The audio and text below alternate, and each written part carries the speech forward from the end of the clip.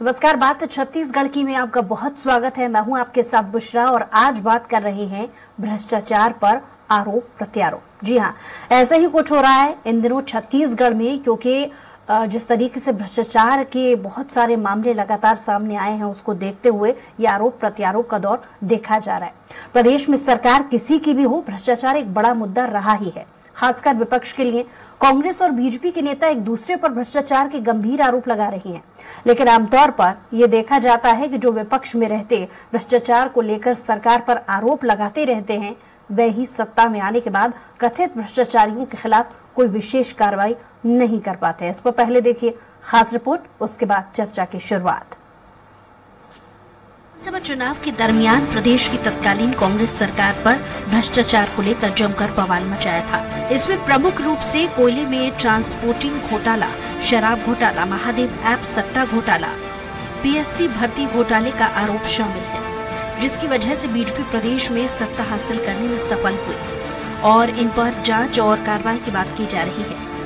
आपको बता दें कि इसके पहले साल 2018 के विधानसभा चुनाव में कांग्रेस ने तत्कालीन रमन सरकार पर भ्रष्टाचार के खूब आरोप लगाए थे, जिसमें प्रमुख रूप से नान घोटाला, पनामा पेपर, चिटफंड घोटाले, डीकेएस घोटाले, अंतागढ़ उपचुनाव में खरीद फरोख्त करने जैसे घोटालों के आरोप लगाए गए थे, जिसकी वजह से 15 साल की रमन सरकार महज 15 सीटों में सिमट कर रह गई थी। कांग्रेस सत्ता पाने में कामयाब हो गई थी।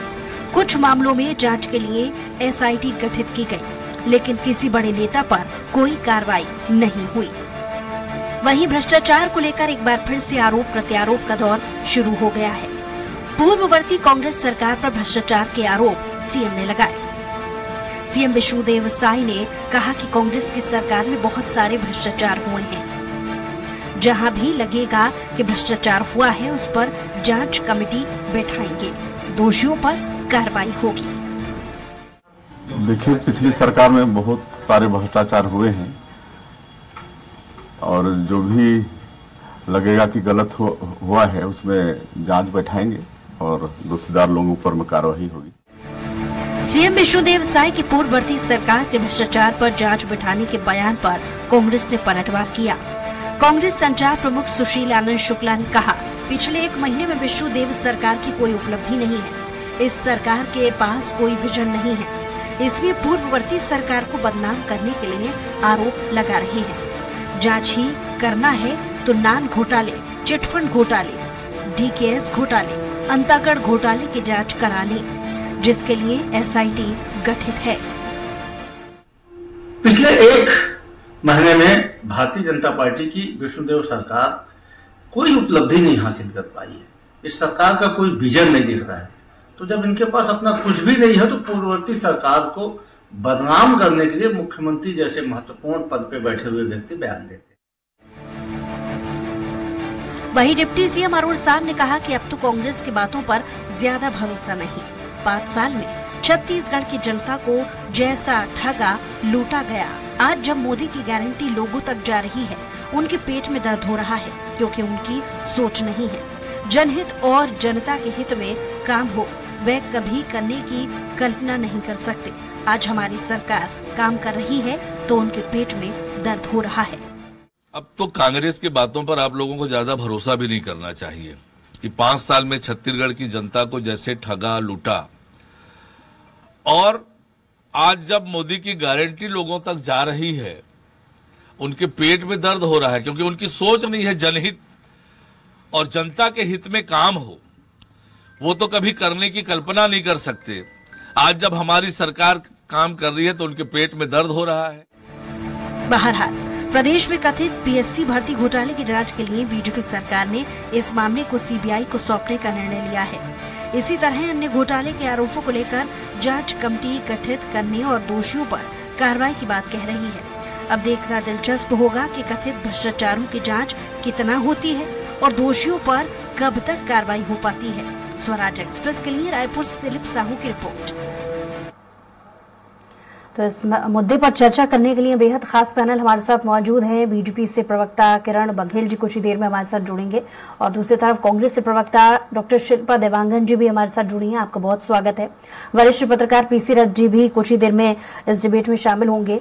क्योंकि शुरुआत आपसे ही करेंगे शिल्पा जी, तत्कालीन सरकार पर भ्रष्टाचार के आरोप लगाना ये रोग नया नहीं, बहुत पुराना है। क्योंकि 2018 के समय भी जब कांग्रेस की सरकार थी तो पिछली रमन सरकार पर बहुत सारे घोटालों की, भ्रष्टाचार के आरोप वो भी लगाती रही थी। तो इसको लेकर के आपसे प्रतिक्रिया चाहूंगी।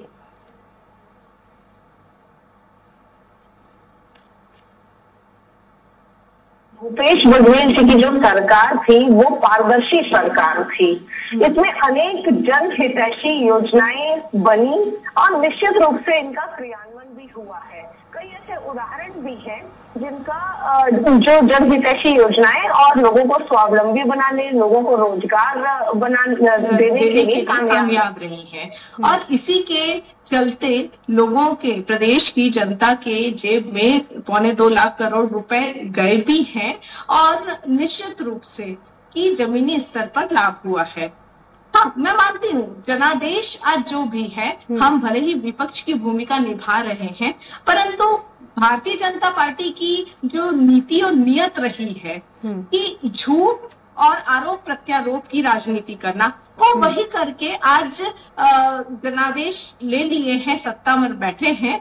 तो झूठ, भ्रष्टाचार के झूठे आरोप लगाकर और संवैधानिक संस्थाओं को षड्यंत्र पूर्वक उपयोग करके वो निश्चित रूप से आज सत्ता पर है। परंतु आप मुझे एक बात बताइए बुशरा जी कि सरकार बनने के बाद इनकी जनहितैषी योजनाएं कुछ होती हुई नजर नहीं आ रही हैं, इनका विजन नजर नहीं आ रहा है। सरकार का मुख्य दायित्व ये रहता है कि जो घोषणा पत्र में वादे किए हैं इन्होंने, वो वादों को जल्द से जल्द पूरा करें। तो इस तरीके का कुछ भी इनके आदेश नहीं आते हैं, आदेश होते तो क्रियान्वयन नहीं होता है जमीनी स्तर पर। कई ऐसे उदाहरण हैं जो तत्काल में करना चाहिए, जैसे छत्तीसगढ़ धान का कटोरा है, तो आज अभी जो सीजन चल रहा है धान खरीदी का, 3100 रुपए में धान देने की, समर्थन मूल्य देने की आवश्यकता है, परंतु ये नहीं दे पा रहे हैं और झूठ और आरोप प्रत्यारोप की राजनीति करने पे लगे हुए हैं। झूठे वादे जो इन्होंने किए थे, वादा खिलाफी अभी से दिख रही है। मोदी की गारंटी के नाम पर इन्होंने कई वादे किए हैं, परंतु इन्होंने ये भी कहा था कि तत्काल धान खरीदी के लिए भुगतान केंद्र बनाएंगे। आप तत्काल शब्द का उपयोग करके जनता का वोट ले लेते हैं और उसके बाद भुगतान केंद्र की का ना तो अता पता है और न ही कोई व्यवस्था है धान खरीदी का, और बहाने बनाते हैं कि बारदाने की कमी और अन्य बहाने बनाते हैं। ठीक है, तो मैं ये कहना चाहती हूँ कि बीजेपी से सरकार किरण बघेल जी भी हमारे साथ जुड़ गए हैं, उनका भी बहुत स्वागत है। उनसे प्रतिक्रिया ले लेते हैं। जी किरण जी, सुन पा रही हैं आप? जी सुन पा। बहुत स्वागत है आपका। किरण जी, कुछ देर पहले शिल्पा जी कह रही थी कि जो गलती कांग्रेस, बीजेपी एक बार कर चुकी है, एक बार फिर से उसे दोहराने की एक कोशिश है। मुद्दे कई हैं। हमारी सरकार 15 साल छत्तीसगढ़ की शासन किया है और छत्तीसगढ़ में का विकास अगर हुआ है तो सही मायने में भाजपा शासन काल में हुआ है। हमारे टैगलाइन था कि हमने बनाया है और हम ही संवारेंगे, और ये यथार्थ की बात है कि 5 साल बाद पुनः कांग्रेस का स्वाद चखने के बाद छत्तीसगढ़ की जनता ने पुनः भाजपा के ऊपर भरोसा जताया है और पूर्ण बहुमत के साथ हमें सत्ता पे वापस बिठाया है।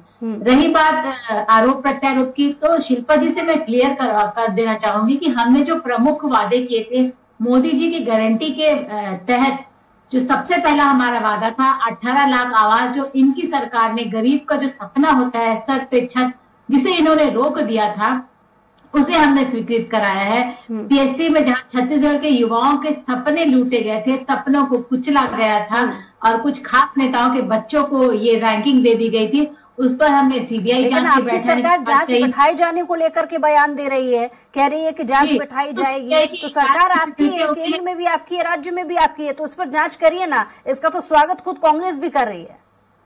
जी नहीं, शिल्पा जी को मैं बता दूं आपके माध्यम से कि सीबीआई को इनके सरकार के द्वारा बैन कर दिया गया, छत्तीसगढ़ में इनके सरकार के द्वारा बैन कर दिया गया था। तो अब बहुत जल्दी वो बैन हटेगा और ये जांच होगी। और तीसरा वादा तारी बंधन योजना का जो अनुपूरक बजट में इसका प्रावधान ला दिया गया है और बहुत जल्दी हम तीसरी बड़ी योजना को भी क्रियान्वयन में लागू कर देंगे।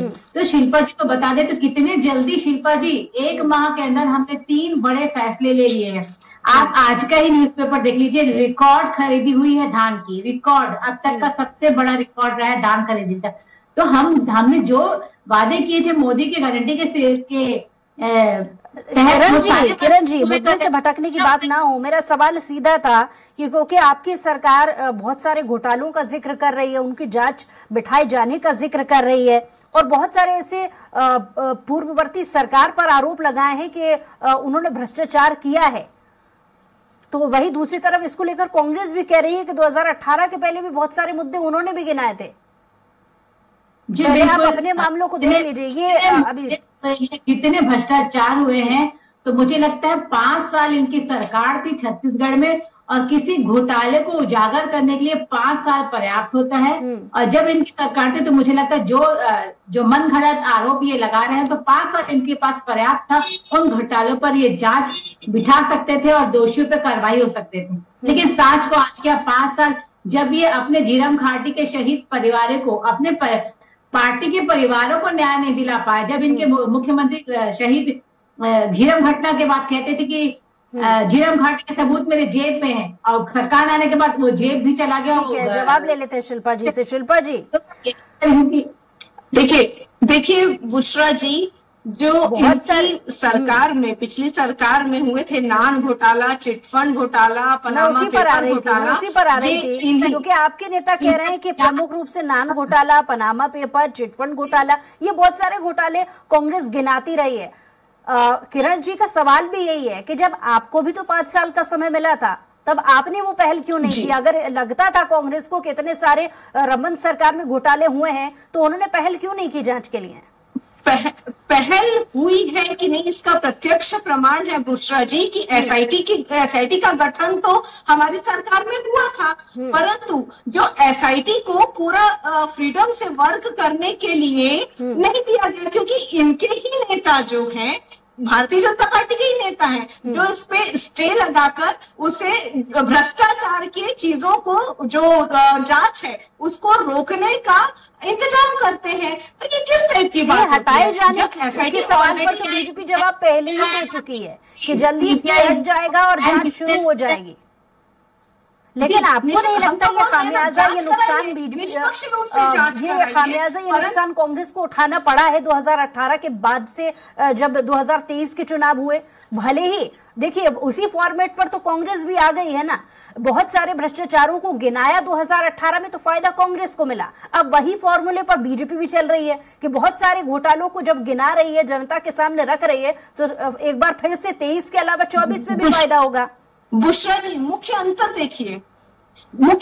देखिए, हम तो बोल रहे हैं ना, जो ये झूठे आरोप लगा रहे हैं ना, उस पर जांच करा लीजिए, परंतु इनके कार्यकाल के जो आरोप हम लगाते हैं उस पर ये जो है जांच को रोकने का प्रयास करते हैं। हम तो स्वागत कर रहे हैं, आप जांच करा लीजिए, परंतु दोनों जितने भी आज तक के घोटाले सबकी जांच कराइए, भ्रष्टाचार का निष्पक्ष जांच कराइए। हम तो स्वागत कर रहे हैं। कह रही हैं कि ठीक है, अगर लगता है कि कांग्रेस के समय में बहुत सारे भ्रष्टाचार हुए तो बीजेपी के भी उन्होंने गिनाए, उनकी पार्टी ने, उन पर भी तो जांच होनी चाहिए। जांच पार्टी को लेकर नहीं होती, ये सवाल है शिल्पा जी का। जी देखिए, शराब घोटाले की बात आई थी और मुख्यमंत्री के सीएम हाउस के इर्द गिर्द रहने वाले उनके विशेष सहयोगी आप देख सकते हैं पिछले कितने दिनों से जेल में है। चाहे रानू साहू की बात कर ले या सौम्य चौरसिया की बात कर ले या बिश्नोई साहब की बात कर ले, अभी तक वो अभी जेल के सलाखों के पीछे हैं। दूसरी बात करते हैं, हम शराब घोटाले की बात कर रहे हैं तो उसमें भी अनवर जी पे रोल पे बाहर आए हैं। तो आप देख सकते हैं अगर घोटाले सामने आए तो उस पर जांच हुई है और जो दोषी अधिकारी है या दोषी व्यक्ति सलाखों के पीछे है, बाकी घोटाले की भी जांच हो ही रही है। किरण जी, एक सवाल और कांग्रेस उठाती रही है कांग्रेस की तरफ से अक्सर ये कहा जा रहा है कि पार्टी देखकर जांच करती है बीजेपी, यानी उनकी पार्टी का नेता हो तो उसे छोड़ दिया जाता है। और ये सवाल बार बार उठता रहा है, पिछले चुनाव में भी उठा है और एक बार फिर से उठ रहा है। देखिए, ईडी हो या जो भी गठन की बात करें, हम जितने भी नेशनल लेवल की जो इंस्टीट्यूट आती है, संस्थाएं होती हैं जो जांच करती, मुझे लगता है स्वतंत्र संस्थाएं हैं, इंडिपेंडेंट संस्थाएं हैं, और उस पर प्रश्न चिन्ह उठाना तो कांग्रेस की पुराने डीएनए है।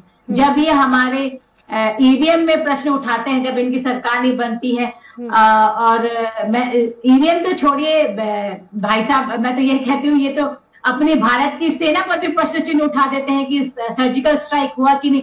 तो इनका जो चाल चरित्र चेहरा है, जो इनका पुराना डीएनए है, शंका करना और अपने ही देश के नेताओं पर, अपने ही सेना पर, अपने ही ईवीएम मशीन पे प्रश्न चिन्ह उठाना तो इनकी पुरानी आदत है।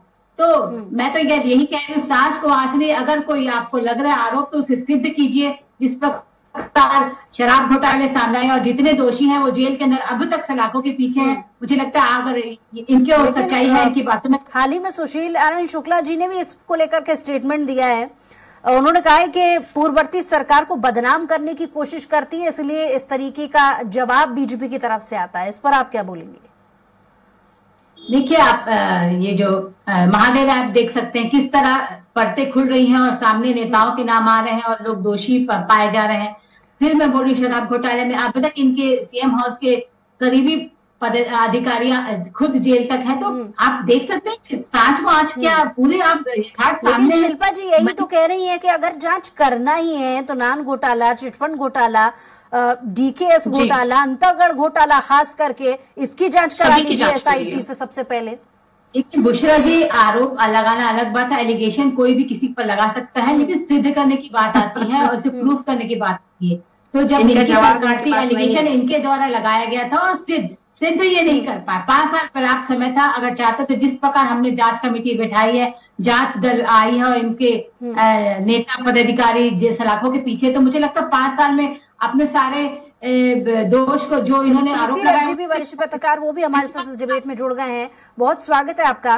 पीसी रथ जी, अभी तक आपने दोनों ही प्रवक्ताओं को सुना होगा, एक रिएक्शन सबसे पहले।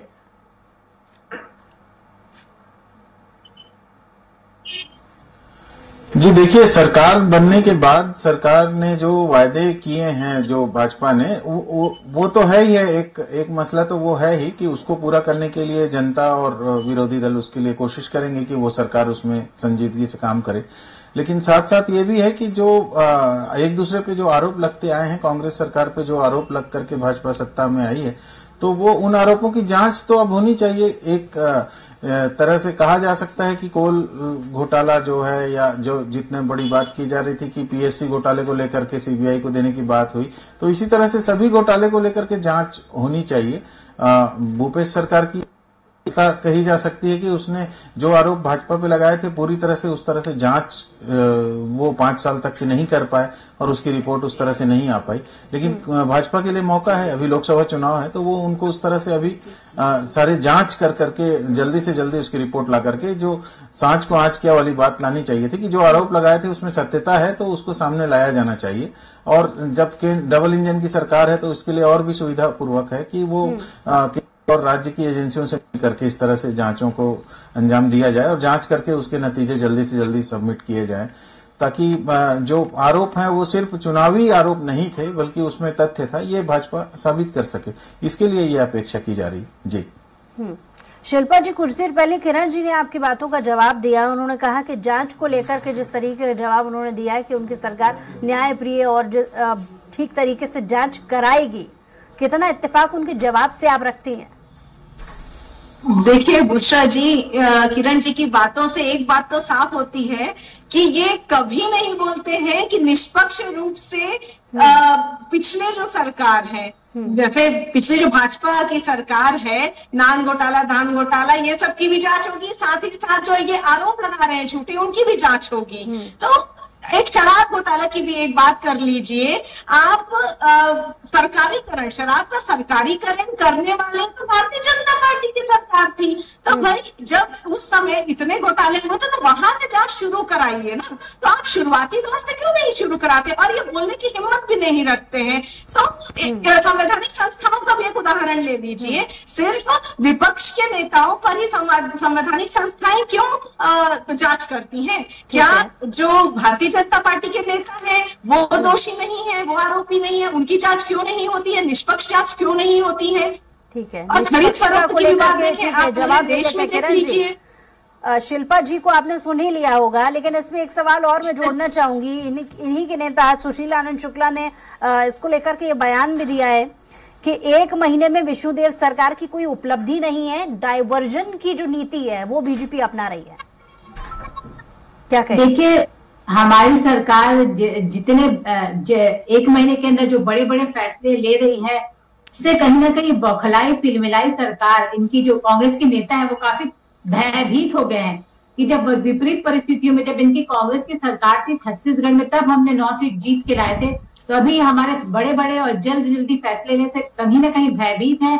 और यही नतीजा है कि इनके ही नेता उलूल जुलूल बयान दे रहे हैं कि कहीं 11 के 11 की सीट कहीं खिसक ना जाए इनके जमीन से।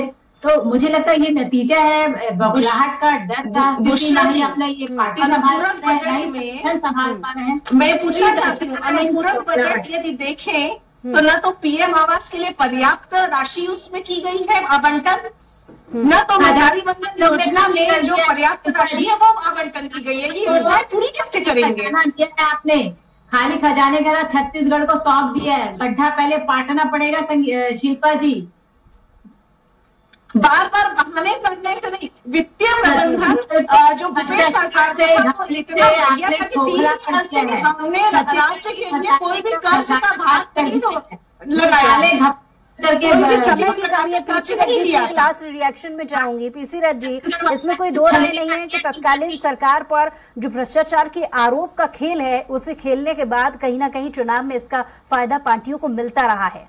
अब क्योंकि जल्द ही लोकसभा के चुनाव भी हैं, इसका कितना फायदा, ये जो आरोप प्रत्यारोप भ्रष्टाचार को लेकर के उठ रहे हैं, इसका कितना फायदा आप देखता हुआ दिख रहे हैं?